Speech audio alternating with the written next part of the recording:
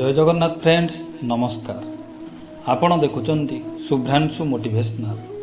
Friends यही कथा को सबुबले मन रखिबे। जो माने छल कपटता करिथांती विश्वासघातकता करिथांती सेमानंक मन हृदय अंतकरण अधिक निम्नगामी होइथाय, अधिक नीच होइथाय। सेमाने दिने ना दिने सेमानंक कार्य असफल होइथांती। जदि धोकाबाजी द्वारा मनीष उच्च होई पारुथांता तेबे सबु निष्ठुर कपटी माने ऊपर को उठी जाउथांते। अन्य को जड़े कपटी केते दिन ठकिबो, केते थर ठकिबो, से निजे दिने ना दिने ठकामी रे पड़ी जिवो। जदि तुमे काहाकू धोखा देबारे सफल होइगल ताहेले भाबनी जे से बोका थिला। एहार अर्थ हैला से तुमको बहुत विश्वास करुथिला, जहार योग्य तुमे नुह। जदि केबे तुम जीवन रे दुख आसे ए कथा को सबुबले मन रख। जड़े पिला ता भाई को कहला, बापा आज तुमको बहुत पिटिबे। भाई कहला, पिटिबे तो पिटिबे, मो भल पाई तो मते पिटिबे ना, तते सेतुरु कोन मिलिबो। ठीक सेही परी तुम मन कहला जे तुम ऊपर को अमुक विपद आसुची, भविष्यत रे बहुत दुख देव।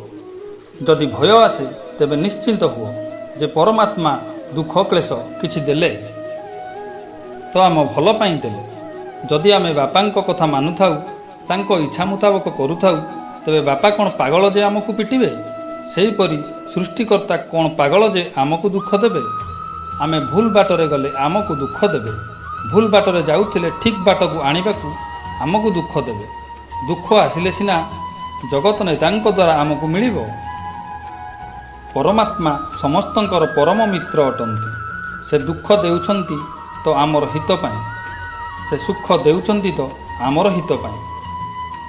भविष्यतर दुखर कल्पना करी डरी जिबा, चिंतित हेबा, भीतग्रस्त हेबा आदौ उचित नुह। जहाँ आसब आसु पर देखा जिवो।